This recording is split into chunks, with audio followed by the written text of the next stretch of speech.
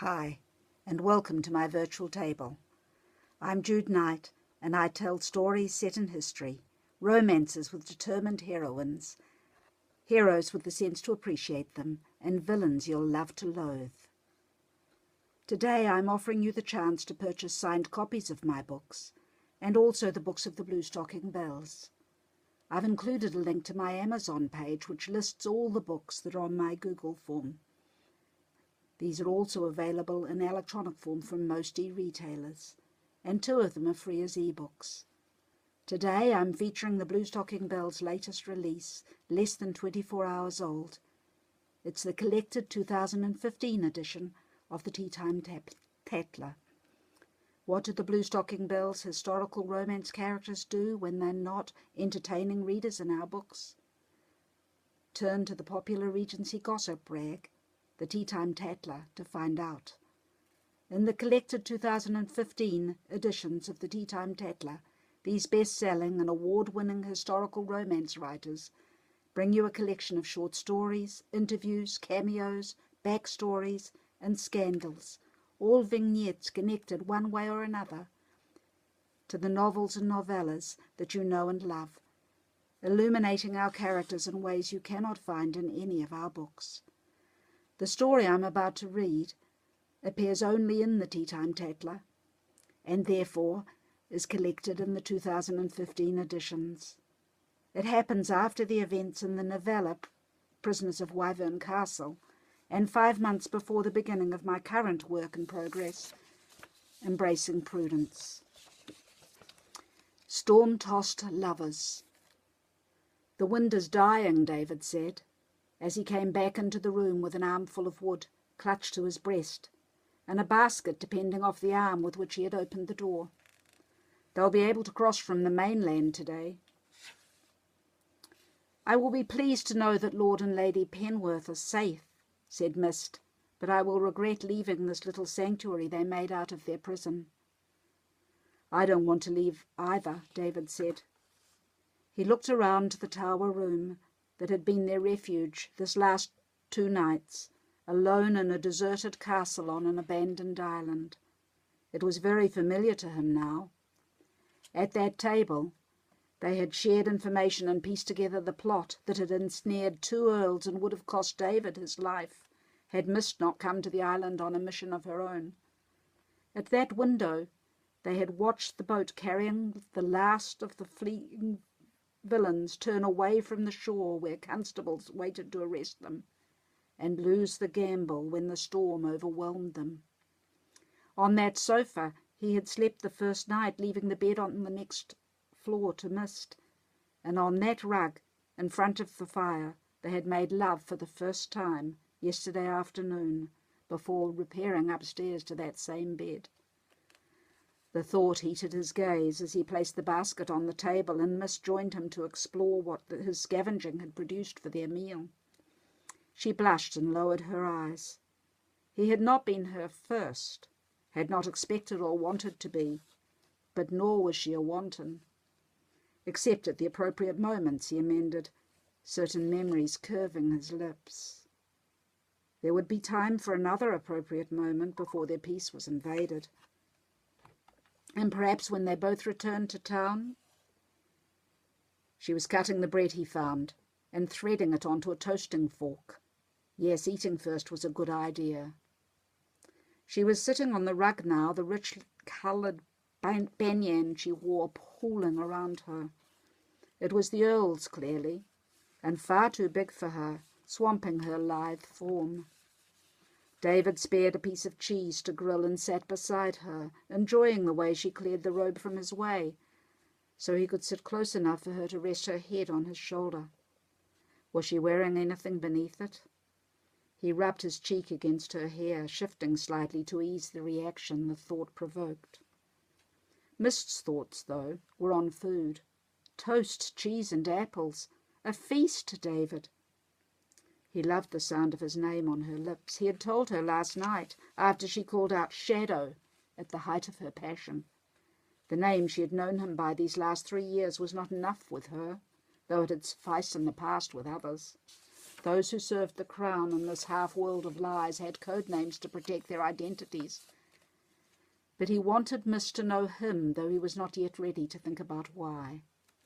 "My name is David Wakefield," he told her, as she lay limp and gloriously naked on the large bed. It stung a little that she had not shared her own name. She held out a slice of toast, and he slipped the toasted cheese onto it, refurbishing both forks before taking a bite from the prepared treat and holding it to her mouth for her own bite.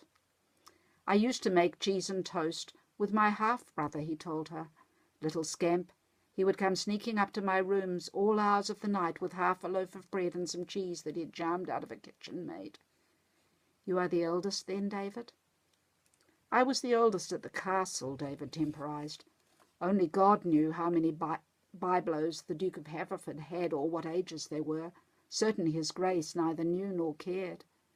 My half-brother was the heir, though, lived all by himself in a vast suite of rooms with servants to wait on him hands and foot. I've never envied him that lonely life, or the weight of expectations on him. It's no surprise he used to escape to visit the byblow in the tower." What was wrong? She had stiffened beside him, and when he looked down her face was drained of colour. An icy hand closed around his heart, and he forced his next words out through a closing throat, already knowing that their idyll was over. Well, what of it?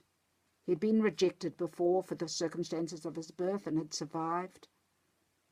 But with this one woman, it cut to the quick. "Mist, is something wrong?" He asked the question, but he had already retreated from her, his face no longer reflecting every emotion, his hazel eyes flat and hard. His eyes. How could Prue not have seen? He was shorter than the Marquis of Aldridge, and dark where Aldridge was fair, but the eyes and the heavy brows were just the same. She choked back a laugh, or perhaps tears. If she let either out, she would not be able to stop.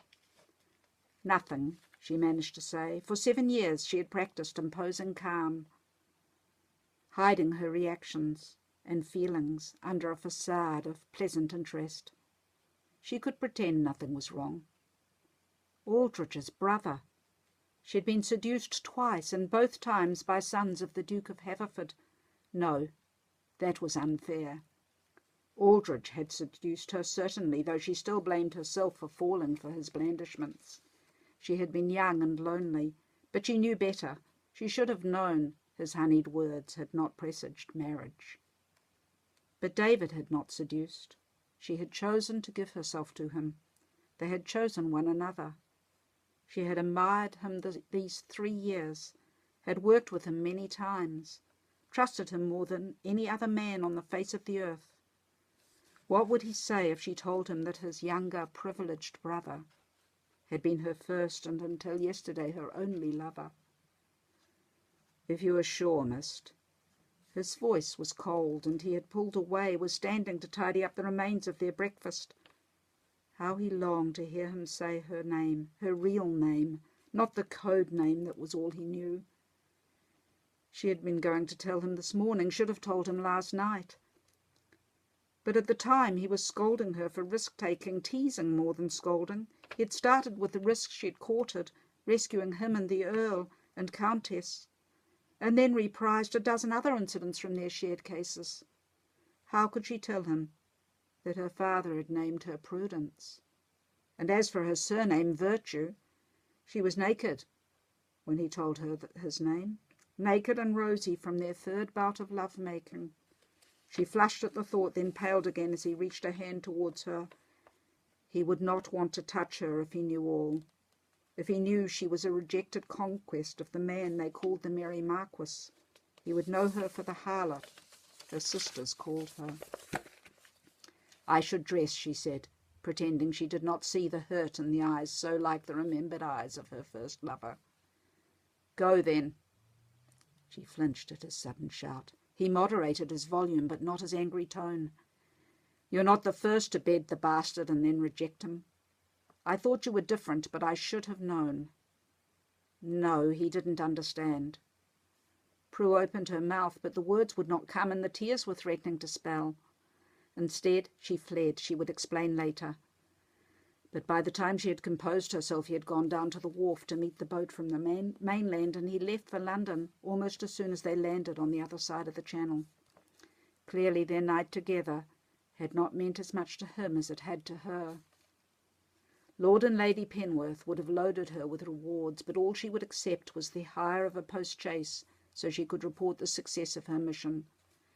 As each sway of the yellow bounder took her closer to Journey's End, she hoped she would never see Aldridge or his half-brother again. To find out why Lord and Lady Penworth were imprisoned and how they escaped, see Prisoners of Wyvern Castle in Hand-Turned Tales. Free at most e-retailers. And available as a signed print book if you sign up to my Google form.